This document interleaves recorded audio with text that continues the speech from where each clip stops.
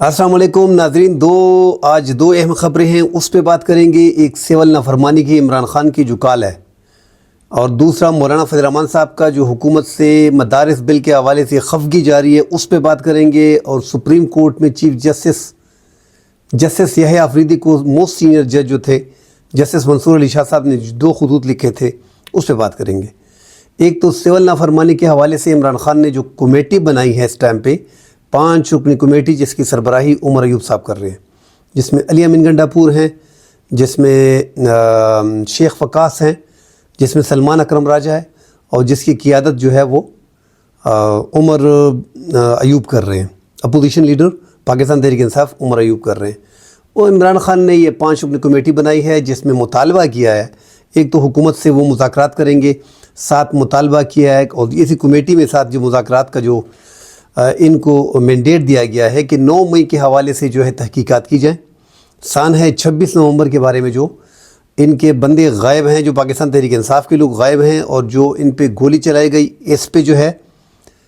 بات کی جائے۔ اگر پھر یہ نہیں ہوتی تو ہم جو ہے وہ سول نافرمانی کی تحریک کا آغاز کریں گے، اور جو ریمیٹنسز عوام وہاں سے بھیجتی ہے فارن کنٹری سے، ان کو پھر ہم کہہ دیں گے کہ سول نافرمانی کی تحریک شروع کریں اور وہ نہ بھجوائیں، زر مبادلہ جو ہے وہ پاکستان کو نہ بھجوائیں، جو ریمیٹنسز ہے۔ اب تحریک انصاف یہ کال کیوں دینی جا رہی ہے؟ اب حکومت کو بھی پتہ ہے، یہ ایک پریشانی کی بات ویسے ہے، یہ ایک انڈیکیٹر ایسا ہے کہ یہ پریشانی ہے اس میں، کیونکہ باہر ملک میں، امریکہ میں، یورپی کنٹری جتنے بھی ہیں، گلف ممالک میں جو ہیں، جتنے بھی لوگ ہیں، وہ ہم نے دیکھے ہیں کہ زیادہ تر 95 to 98% آپ کہہ سکتے ہیں کہ وہ پاکستان تحریک انصاف سے ہے۔ ہم نے دیکھا ہے کہ جب 26 نومبر کو جو سانحہ تھا، جو ان جلسہ احتجاج تھا، جس میں شہادتیں ہوئی ہیں، اسی دن اعلان کیا گیا تھا کہ دیگر ممالک میں بھی یہ مظاہرے کیے جائیں۔ تو دنیا کے مختلف ممالک میں 31 شہروں میں یہ مظاہرے بھرپور کامیابی کے ساتھ ہوئے، اور ہم دیکھ رہے ہیں کہ ڈونلڈ ٹرمپ کے ساتھ جو ہے، ریپبلکن امیدواروں کے ساتھ جو پاکستان تحریک انصاف کے رہنماؤں کی ملاقاتیں ہیں، ان کے بات چیت ہے، ان کے تعلقات ہیں۔ اسی طرح جو کمیونٹی یو کے میں بیٹھی ہے، ان کے تعلقات گورنمنٹ کے ساتھ کیسے ہیں، کتنی اپروچ ہے ان کی، لابیز کیا کر رہی ہیں۔ تو عمران خان کے لوگ بھی ہیں، ان کی لابیز بھی ہے، حالانکہ گورنمنٹ، ایک پورے گورنمنٹ کی امریکہ میں لابی اتنی طاقتور نہیں ہے جتنے پاکستان تحریک انصاف کے لوگ وہاں پہ ہیں۔ جو ڈاکٹر کمیونٹیز ہے، جو دیگر پاکستانی کمیونٹیز ہے، وہاں پہ جو ریپبلکن کو، ٹرمپ کی پارٹی کو سپورٹ کر رہے ہیں، جہاں پہ ملینز آف ڈالر انہوں نے دیے، تو ایسے لوگ جو ہیں، اگر وہ عمران خان کال لیتے ہیں تو اس پہ اثر پڑے گا۔ مگر عمران خان کو ایسی کال اتنی جلدی نہیں دینی چاہیے تھی، اتنی جلدی نہیں، بلکہ جس چیز میں ملک کا نقصان ہو تو وہ چیز نہیں کرنی چاہیے تھی، کیونکہ ہم دیکھ رہے ہیں کہ ایک تو پاکستان میں پاکستانی اداروں کے، ہمارے افواج پاکستان کے جتنے بھی دیگر پرائیویٹ فرم چلا رہے ہیں، اور وہ شہید اہلکاروں کے لیے یا شہداؤں کے لیے، یا جو زخمی ہیں افواج پاکستان میں، جو ڈسیبل ہوتے ہیں، ان کے لیے جو امداد دی جاتی ہے، وہ ان اداروں سے، جو پرائیویٹ آرگنائزیشنز ہیں افواج پاکستان کی، وہاں سے جو کمائی آتی ہے وہ وہاں پہ جاتی ہے۔ اب ان پہ بھی جو ہے وہ پاکستان سے نہیں، ہم دیکھ رہے ہیں کہ وہ اب پاکستان میں جو پاکستان تحریک انصاف کی جو یہاں پہ چیئرمین ہیں بیرسٹر گوہر یا سلمان اکرم راجہ، اگر آپ ان سے پوچھ لیں کہ آپ کی جماعت نے افواج پاکستان کے خلاف باقاعدہ کمپین شروع کی ہوئی ہے، کیا آپ اس کو سپورٹ کرتے ہیں؟ تو ان کا جواب ہوگا کہ نہیں، اور ان سے یہ سوال ہونا بھی چاہیے، اور فوری طور پہ ایک سٹینڈ بھی لینا چاہیے پاکستان تحریک انصاف کو کہ یہ جو کمپین چلا رہے ہیں، یہ سختی، وہ تو باہر بیٹھے ہیں، وہ تو کوئی امریکہ کا شہری ہے، کوئی یو کے کا شہری ہے، کوئی اٹلی کا شہری ہے، کوئی فرانس کا ہے، کوئی جرمنی کا ہے، کوئی آسٹریلیا کا ہے، کوئی کینیڈا کا ہے، انہوں نے تو وہاں شہریت لے لیا اور سالوں سال سے وہاں رہ رہے ہیں۔ ان کو ان مشکلات کا پتہ نہیں ہے جو پاکستان تحریک انصاف کے لوگ یہاں پہ فیس کر رہے ہیں، اور جو پاکستانی کمیونٹی فیس کر رہے ہیں۔ تو وہاں سے تو وہ ٹویٹ کے ذریعے جو سوشل میڈیا پہ انتشار پھیلا دیتے ہیں، اور جو لگے ہوئے ہیں، جب معاملات اس سے مزید خراب ہوں گے۔ یہ پاکستان تحریک انصاف کو اس پہ بھی سوچنا چاہیے، اور عمران خان کو ایک سٹینڈ لینا چاہیے۔ میرے خیال میں یہ جو رہنما ہیں پاکستان تحریک انصاف کے، بیرسٹر گوہر، سلمان اکرم راجہ، علی امین گنڈاپور اسپیشلی، کیونکہ ان کے پاس ایک بڑا عہدہ ہے، چیف منسٹر ہیں، ان کو باقاعدہ عمران خان سے یہ باتیں ڈسکس کرنی چاہیے کہ اداروں کے خلاف کمپین چل رہی ہے، دوسری طرف مذاکرات کی بات ہو رہی ہے۔ یہ ملک میں ایک ٹائم پہ اتنے محاذ اپنے لیے کھول دیے ہیں. یہ جو میرے خیال میں عمران خان جیل میں بیٹھ کے خوش فہمی میں مبتلا ہے کہ میں لاڈلا ہوں, مجھے کچھ بھی نہیں کر سکتا. بھائی معاملات اس حد تک چلے گئے ہیں کہ آپ پہ 9 مئی کے معاملات میں GHQ میں آپ پہ فرد جرم عائد ہو گئی ہے. آپ کے کیسز جو ہیں وہ ملک بھر میں 186 ہو گئے ہیں. اب ٹھیک ہے آپ کو اسٹیبلشمنٹ دیوار سے لگا رہی ہے, اس میں کوئی دو رائے نہیں ہے, مگر ایک آپ کے ٹائم میں بھی ہم نے دیکھا کہ 2018 میں ایک تو جتنے بھی سیاسی جماعتیں ہیں, ایک تو جتنے بھی پاکستان کے ذوالفقار علی بھٹو سے میں شروع کرتا ہوں, آگے نہیں جاتا ہوں. جب وزیر خارجہ تھے, وزیر اعظم کیسے بنے, جنرل ضیاء کی 11 سال گورنمنٹ آئی, 88 میں بے نظیر کیسے آئی, نواز شریف پھر کیسے آئے 92 میں, پھر بے نظیر کیسے آئی, پھر نواز شریف کیسے آئے, اس کے بعد مشرف کا 9 سال ماشاء اللہ لگا. پھر ہم نے دیکھا کہ 2007 میں مشرف چلے گئے تو وہاں پہ پیپلز پارٹی کی گورنمنٹ آ گئی, گیلانی صاحب کی, پھر نواز شریف کی گورنمنٹ آ گئی, 3-4 سال اس نے حکومت کی, پھر شاہد خاقان عباسی کو لایا گیا, اور پھر عمران خان کی گورنمنٹ آئی. جتنے بھی گورنمنٹ آئی ہے ان کو اسٹیبلشمنٹ کی انگلی پکڑ کے ہی آئے ہیں, اس میں کوئی دو رائے نہیں ہے. عمران خان کے دور میں بھی اپوزیشن کے ساتھ چور ہے, ڈاکو ہے, ہم نے دیکھا ہوتا رہا, مگر چور ہے, ڈاکو ہے, 3.25-4 سال حکومت کرنے کے بعد ان پہ کچھ ثابت نہیں ہو سکا. اور سمپل الفاظ ہے عمران خان کے کہ نیب کو جنرل باجوہ جنرل فیض دیکھ رہے تھے. عمران خان کی گورنمنٹ میں سارے ادارے جنرل فیض کے انڈر تھے, سب کچھ جنرل فیض کر رہا تھا. جنرل فیض ہی آگے, بشرا بیوی کی یہ تمنا تھی کہ آگے جا کے یہ آرمی چیف بنے, حالانکہ عمران خان نے ذہن نہیں بنایا ہوا تھا, مگر عمران خان صاحب جو ہیں وہ بشرا بیوی کے بغیر کچھ نہیں کرتے, ساری باتیں اسی کی مانتے ہیں. تو جنرل فیض یقینی طور پہ آگے جا کے ان کو لمبا کھینچتے, اور لمبا پروگرام تھا. مگر عمران خان کے ٹائم میں ہم نے جتنی بھی قانون سازی دیکھی ہیں وہ فار دا ٹائم بینگ تھی. اب یہاں پہ ہم دیکھ رہے ہیں, ہم سیدھا آ جاتے ہیں ہائی کورٹ کے مدعے پہ, اس کے بعد مولانا فضل الرحمان صاحب کی ایشو پہ بات کرتے ہیں. یہاں پہ جو قانون سازی کی گئی ہے, عمران خان نے اپنے ٹائم میں یہ الفاظ ادا کیے ہیں کہ امریکہ میں تھے ایک تقریب پہ پاکستانی کمیونٹی کو کہ میں واپس جا کے نواز شریف سے اے سی چھین لے گا. اب خان صاحب کو 1.5 سال میں کوئی اے سی نہیں دیا گیا, کوئی فریج نہیں دیا گیا, کوئی بیڈ نہیں دیا گیا. یہ عمران خان جو وہاں پہ باتیں کرتے تھے, اس گورنمنٹ نے اس کو امپلیمنٹ کر دیا ہے. آپ قانون سازی کر کے اپنی حکومت کو تھوڑا بہت دوام دیتے تھے 2018 میں, 2019 میں, اور یہاں پہ اس حکومت نے 26ویں آئینی ترامیم لے کے 2/3 اکثریت سے کسی بھی طریقے سے پاس کر کے, وہ ہم نے دیکھا پاکستان میں کہ کس انداز میں اور کس طریقے میں پاس کیا گیا. پکا کام کیا ہے, سارے راستے بند کر دیے آپ کے لیے. جو بھی قانون سازی یہ حکومت کر رہی ہے وہ عمران خان سے ریلیٹڈ ہے, وہ عمران خان سے ریلیٹڈ ہے, چاہے وہ چھوٹی ہے, چاہے وہ بڑی ہے, چاہے وہ 26ویں آئینی ترامیم ہے, چاہے وہ سمپل ہے, چاہے وہ مخصوص نشستوں کے حوالے سے 2017 الیکشن ایکٹ میں ترمیم ہو, چاہے مخصوص نشستوں کے حوالے سے وہی طریقہ کار ہو, چاہے 26ویں آئینی ترامیم میں آئینی بینچ بنانا ہو اور سپریم کورٹ کا 3 نمبر کا جج کو اٹھا کے چیف جسٹس بنانا ہو. یہ ساری ترامیم جو کی گئی ہیں یہ ایک شخص کے لیے کی گئی ہیں, عمران خان کے لیے. میرے کہنے کا مطلب ہے کہ اس حکومت نے پکا ہاتھ ڈالا ہے. اس حکومت نے 26ویں آئینی ترامیم پاس کر کے وہ سارے عدالت کے اختیارات, ایک تو عدلیہ کو انہوں نے اس کا پٹھا بٹھا دیا, اور یہ سارے اختیارات ایگزیکٹو کے پاس چلے گئے. اب حکومت اس ٹائم پہ جو بینچ چاہے گی اپنی پسند کا وہ بینچ بنے گا. آئینی بینچ میں جس طرح کا کردار وہ چاہتے ہیں وہی ہوگا. اب اسی آئینی بینچ جسٹس منصور علی شاہ صاحب نے آخری ایک کوشش کی, یہ لاسٹ کوشش تھی, اس سسٹم کو بچانے کے لیے, عدلیہ کے سسٹم کو بچانے کے لیے خط لکھا, 2 بار خط لکھے کہ 26ویں آئینی ترامیم پہ درجنوں درخواستیں, درجنوں مطلب 24 سے زیادہ ہے, اس کو چیلنج کیا گیا ہے. آج ان کے رشتہ دار جو سابق چیف جسٹس ہے خواجہ ایس نے بھی, خواجہ ایس بابر ہے میرے خیال میں, انہوں نے بھی بیچ میں ایک درخواست دے دی ہے, اس کو چیلنج کیا ہے.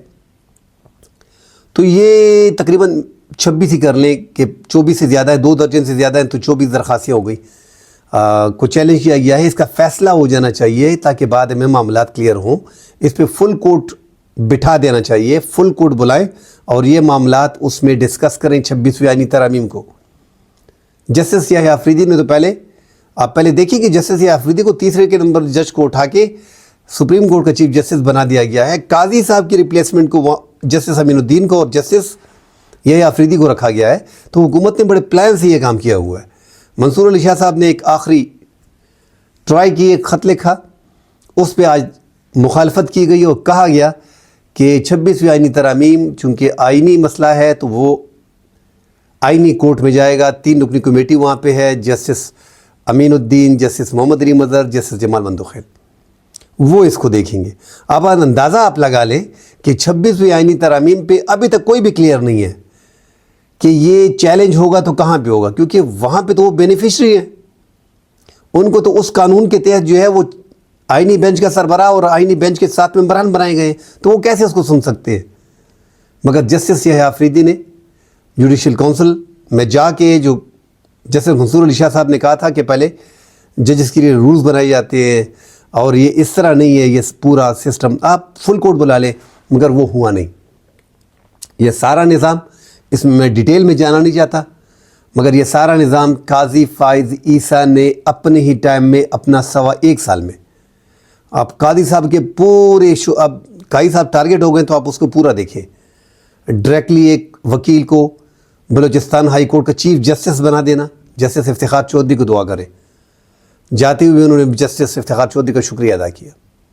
ایک پورے پلان کے ذریعے وہ آئے تھے اور ایک پلان کے ذریعے پورا سب کچھ کر کے اور یہ پوری ہدایات دے کے ایک طریقہ برابر کر کے سپریم کورٹ میں، حالانکہ سپریم کورٹ میں وہ اقلیت میں تھے، اصولوں کے پرچار کی اتنی باتیں کرتے تھے، مگر سارے اس کا 1.25 سال دیکھ لیں، سارے کیسز عمران خان کے خلاف، سارے انٹی عمران بیٹھا تھا، 110% گورنمنٹ کا سپورٹ کرتا رہا. 63A کو آپ دیکھ لیں کہ کس طرح اس نے سہولت کاری فراہم کی 26ویں آئینی ترامیم میں. ایک تو تحریک انصاف کی 3 نشستیں قومی اسمبلی کی جو ٹریبیونلز میں جانی چاہیے تھی، وہ اٹھا کے نون لیگ کو دے دی. پھر 63A کو اٹھا کے 2 سال بعد وہ کس طریقے سے لگایا گیا، پریکٹس اینڈ پروسیجر ایکٹ میں کس طرح تبدیلی کی گئی، وہاں پہ کیسے میسیج دیا گیا کہ میں اکیلا ہوں، کچھ کریں، میں سب کچھ کر سکتا ہوں. پھر کمیٹی صدر مملکت نے آرڈیننس جاری کر دیا، پریکٹس اینڈ پروسیجر کمیٹی میں چینج آ گیا، جسٹس منیب اختر کو نکال دیا گیا، جسٹس منصور اختر جو ہے وہ آئے نہیں، اپنی مرضی کا جج لگا کے جسٹس امین الدین کو ڈال کے 5 رکنی کمیٹی بنا دی، 5 رکنی بینچ بنا دی اور 5 رکنی بینچ نے نظرثانی منظور کر لی. اور 63A میں ووٹ ڈالا گیا اور تحریک انصاف 2 اختر منگل کے سینیٹر نے ووٹ ڈالا اور یہاں پہ تحریک انصاف کے لوگوں نے ووٹ ڈالا، 5 تحریک انصاف کے ممبران نے ووٹ، تو وہ قانون پاس ہو گیا. تو عمران خان صاحب انہوں نے پکا کام کیا ہوا ہے. سیول نافرمانی کا اعلان اتنی جلدی میں نہیں کرنا چاہیے تھا، بڑی احتیاط کرنی ہے، ملک کے حالات کو بھی دیکھنی ہے، 100 اور طریقے ہیں. میں پہلے بھی عرض کر چکا ہوں ناظرین کے نواز شریف پہ ہائی جیکنگ کا کیس تھا، جب 99 میں پر مشرف نے مارشاء اللہ لگایا، اس ٹائم پہ انہوں نے ڈائریکٹلی جو ہے بڑی جلدی میں ضیاء الدین بٹ کو آرمی چیف بنا دیا تھا، عیسائی کے سربراہ کو، مگر افواج پاکستان نے نہیں مانا. اس ٹائم پہ جسٹس اس ٹائم پہ جنرل احسان الحق تھے، جنرل عزیز تھے،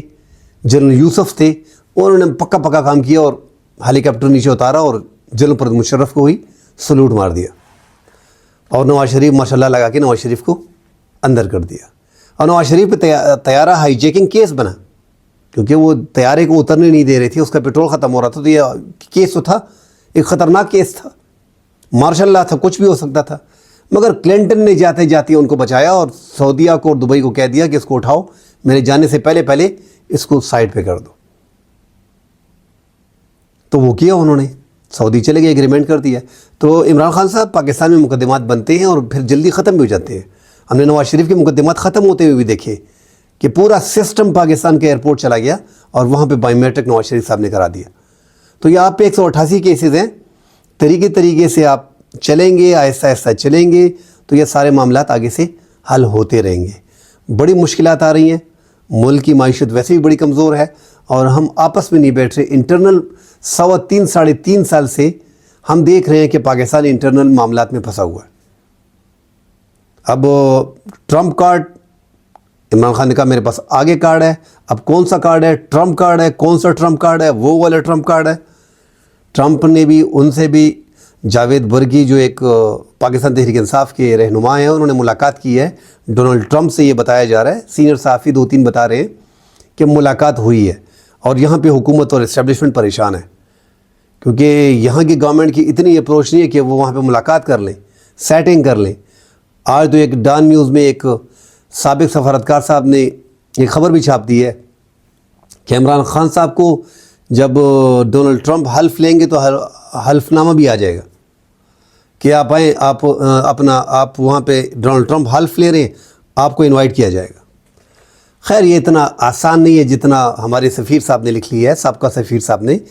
یہ معاملات اس طرح نہیں ہے، اسٹیٹ ٹو اسٹیٹ جو ہیں وہ ریلیشن ہوتے ہیں، ورنہ کب کا ڈونلڈ ٹرمپ خط بھی لکھ چکا ہوتا اور ٹویٹ بھی کر چکا ہوتا اور تھریٹ بھی دے چکا ہوتا، مگر چونکہ ڈیل انہوں نے کرنا ہے پاکستان کی آرمی کے ساتھ، 100 طرح کے مسائل ہوتے ہیں کنٹریز کے آپس میں، اس میں کوئی دو رائے نہیں ہے کہ عمران خان کے لیے وہ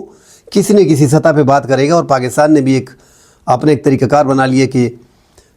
6 دفعہ مل لیے، سعودیہ چلے گئے اور محمد بن سلمان سے ملاقات کیے، تو وہ ایک کڑی ہے، یہی ہے کہ امریکہ کو محمد بن سلمان کے ذریعے کنٹرول کرنا۔ آگے جا کے مولانا فضل الرحمان صاحب مدارس کے حوالے سے جو بل ہے، تو آپ کو کلیئر کرتا چلوں کہ یہ IMF کی شرائطوں میں سے ایک شرط ہے جو کوئی بتا نہیں رہا۔ IMF کی یہ شرائط ہیں کہ دینی مدارس کے اخراجات، ان کا جو فنڈ اکٹھا ہوتا ہے، ان کے بینک اکاؤنٹ، ان کا پورا ریکارڈ ڈیٹا میں چاہیے، وہ سارا کلیکٹ کرے، ہر چیز فیئر ہونی چاہیے۔ صدر مملکت نے وہ ایک اعتراض لگا کہ یہ صوبائیت 18ویں ترمیم کے بعد یہ صوبوں کا مسئلہ ہے، اسلام آباد میں اس طرح ہے، یہ صوبے خود کریں گے، اور اس پہ اعتراض لگا کے مسترد کر دیا تھا۔ اب مولانا فضل الرحمان صاحب نے 7 دسمبر لاسٹ ڈیٹ دی ہے کہ 8 دسمبر سے میں ملک بھر میں احتجاج کرے گا۔ پورا پاکستان جانتا ہے کہ اگر مولانا فضل الرحمان صاحب کی قومی اور صوبائی اسمبلیز میں، ملک کی 4 صوبائی اسمبلی میں اسٹیک بھی نہ ہو، ایک بھی سیٹ نہ ہو، تو وہ لاکھوں لوگ پاکستان کے کسی بھی کونے میں نکال سکتا ہے، چاہے وہ بلوچستان ہو، چاہے وہ گلگت ہو، چاہے وہ چترال ہو، چاہے وہ پنجاب کا کوئی بھی صوبہ ضلع ہو، کوئی بھی تحصیل ہو، ملک بھر میں سب سے بڑے جلسے وہی کر سکتا ہے، اور پھر اس جلسوں کو کنٹرول کرنا بھی حکومت کے لیے بڑا مشکل ہوگا، اور یہ حکومت کو پتہ ہے جب PDM میں انہوں نے ایک ساتھ ٹائم گزارا ہے۔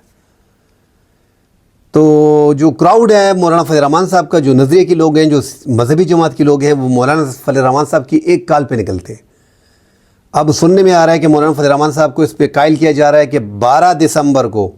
ہم جوائنٹ ایک سیشن کریں گے قومی اسمبلی کا اور سینٹ کا، اس سے یہ بل پاس کرا لیں گے۔ مگر اب دیکھتے ہیں کہ مولانا فضل الرحمان صاحب نے 7 دسمبر دیا تھا، 8 دسمبر لاسٹ ڈیٹ ہے دیا ہوا ہے۔ ان کے جو ملک بھر میں چھوٹے چھوٹے اجتماعات ہیں، ان میں وہ خطاب کر دیں گے اور وہ فرما دیں گے کہ حکومت کا یہ 12 دسمبر تک وہ انتظار کریں گے کہ یا وہ 8 دسمبر سے ہی اپنا مارچ شروع کریں گے۔ اگر مولانا فضل الرحمان صاحب مارچ کرتے ہیں تو یہ حکومت گھٹنوں پہ آ جائے گی۔ مولانا فضل الرحمان صاحب کی طاقت کا اس حکومت کو اندازہ ہے، لہذا یہ حکومت اتنا بڑا رسک نہیں لے گی۔ IMF کی یہ ایک شرط اگر پوری بھی نہ ہو تو معاملات اتنے خراب نہیں ہوتے، مگر مولانا فضل الرحمان صاحب یہاں پہ پورا حکومت کا پٹھا بٹھا دیں گے، اور یہ اس حکومت کو پتہ بھی ہے اگر مولانا فضل الرحمان صاحب تحریک انصاف کے ساتھ بھی مل جاتے ہیں پھر تو یہ حکومت آسانی سے 1 ماہ میں اگر یہ مظاہرے کرتے ہیں تو ختم کر دیں گے۔ اسٹیبلشمنٹ نہیں چاہتی، اس لیے فیصل واڈا بھی گئے، انہوں نے ملاقات کی مولانا فضل الرحمان صاحب سے ان کو قائل کرنے کے لیے۔ رانا ثناء اللہ بھی اس کے بعد گئے اور انہیں یقین دہانی کرائی ہے۔ اس سے پہلے بلاول بھٹو گئے تھے، تو مولانا فضل الرحمان صاحب کو راضی کرنے کی کوشش کی گئی ہے۔ اب دیکھتے ہیں کہ مولانا فضل الرحمان صاحب 12 دسمبر تک انتظار کرتے ہیں یا نہیں۔ کل تک کی اجازت دیجیے۔